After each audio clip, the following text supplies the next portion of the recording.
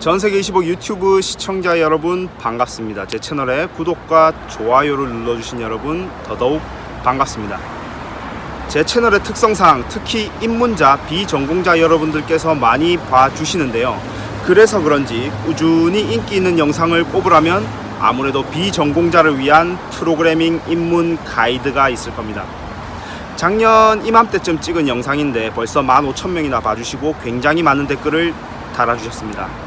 거기에 제가 직접 답변도 꽤 달아드리고는 했었는데요.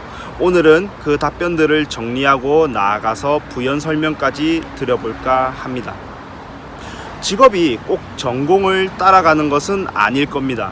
경리가 꼭 회계과를 나와야 하는 것은 아니고 정치외교학과를 나온 사람이 꼭 국회의원이 되어야 하는 것도 아니죠. 문과 이야기 하지 말라고요? 오케이, 알았습니다. 그래요. 사실 이공계는 전공을 많이 보는 편이긴 합니다. 여러 가지 이유가 있겠습니다만 이공계는 자격과 전문 지식을 상대적으로 보다 스트릭트하게 요구하기는 하죠. 그러나 다시 말씀드리지만 직업이 꼭 전공을 따라가는 것은 아닐 겁니다. 대학 안에서 배우는 것은 대학 밖에서도 얼마든지 배울 수 있습니다. 대학이 무슨 국방부나 펜타곤도 아니고 그 커리큘럼이 1급 비밀도 아니니까 외부에서도 얼마든지 동일한 지식을 쌓을 수가 있습니다. 즉 비전공자라도 당연히 좋은 프로그래머가 될 수 있다는 이야기죠. 이런 명제를 바탕으로 해서 이야기를 한번 진행해 보겠습니다. 그렇다면 비전공자는 과연 전공자보다 불리한 면이 있을까요?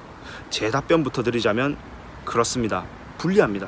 일단 3가지 정도로 이유를 추릴 수가 있는데 지금부터 한 가지씩 말씀드려 보겠습니다.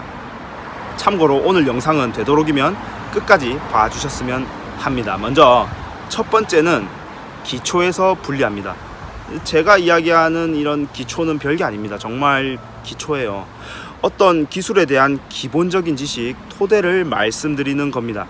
비전공자는 보통 독학을 하시거나 학원을 다니실 겁니다. 학원은 근본적으로 대학에 비해 단기 속성 과정입니다. 필수 커리큘럼과 실무를 위주로 가르치죠.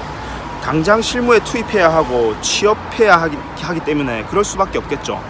그래서 배우는 지식은 그 폭보다는 깊이를 위주로 합니다. 딱 필요한 부분만을 집중적으로 조지는 거죠. 처음 모집할 때부터 그렇습니다. 웹 개발자, 자바 개발자, 시스템 개발자, 모바일 앱 개발자 딱 타이틀을 붙여놓고 모집한 뒤에 관련된 커리큘럼만을 쏟아부어서 집중적인 양성 과정을 거치죠. 비학원 출신 또한 보통 본인이 공부할 정보를 취사 선택하시기 때문에 크게 다르지는 않을 거라고 생각합니다만 반면 전공자는 몇 년간의 교육기간이 있습니다. 상대적으로 여유롭죠.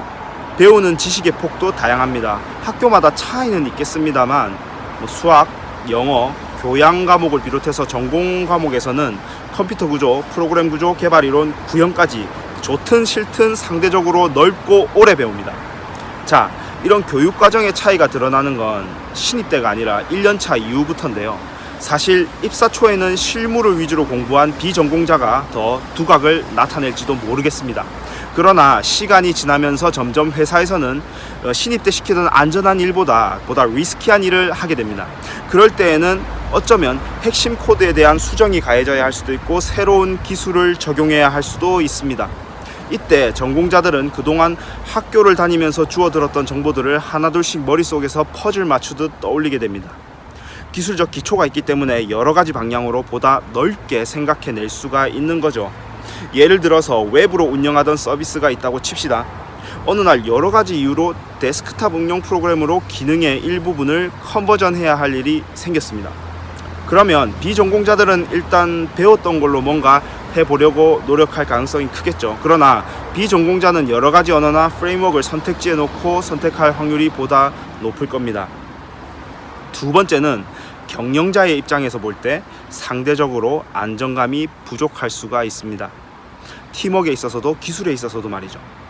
일단 업계에는 비전공자보다 전공자가 많은 건 사실이고 메인스트림을 형성하고 있습니다. 그렇기 때문에 비전공자는 다른 사람이 보기에 불안한 요소가 될 수 있습니다. 비전공자임에도 전공자보다 굉장히 뛰어나다면 어떨 것 같나요? 혹은 비전공자라서 전공자보다 다소 떨어진다면 아마 전공자끼리 평가하는 것보다 박할테고 위화감을 조성하기가 쉬울 겁니다. 만약 비전공자가 고졸 이하라면 더더욱 경영자 입장에서는 애매할 겁니다. 대다수의 사람들은 대학을 가잖아요. 그런데 대학을 가지 않았다면 혹은 중퇴를 했다면 일단 그 사람은 우리나라 정규 교육 시스템에서 상대적으로 자유로운 생각을 가진 사람이라는 뜻이고, 회사라는 시스템을 안정적으로 운영하는 그런 경영자의 입장에서는 다소 불안하게 여겨질 수가 있겠죠. 회사 생활은 협업에 기초합니다. 한 가지 목표를 위해 여러 사람이 시스템의 톱니바퀴 속에서 함께 돌아가면서 일하는 것이죠. 그런 관점에서 보았을 때 처음부터 컴퓨터공학을 전공하고 대학에서 4년 동안 공부한 정규적인 인재와 국어국문학과를 전공하고 6개월 동안 학원에서 공부한 인재를 비교해 보았을 때 당연히 전자가 더 안정감이 있겠죠.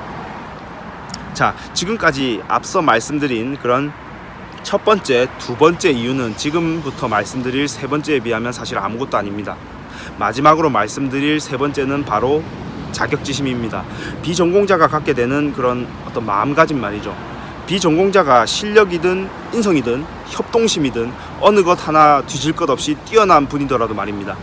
비전공자가 전공자와 비교했을 때 스스로 차이가 있다고 생각하는 순간 비전공자는 전공자에게 뒤질 수밖에 없습니다.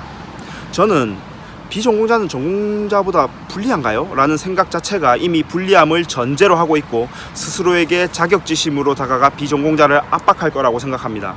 사람과의 관계에서도 기술적인 성취에서도 말이죠.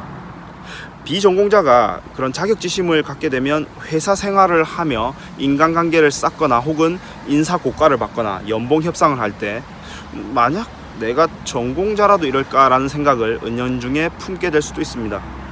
당연합니다. 당연히 사람은 갖지 못한 것을 아쉬워하고 지나오지 않은 과거에 대해서 상상하니까요. 인간관계에 있어서도 마찬가지입니다. 사수가 야단을 치거나 후배가 껄끄럽게 대할 때 내가 전공자가 아니라고 이러나? 라고 생각하게 된다면 그것이야말로 비전공자가 가지게 될 가장 큰 불리함입니다.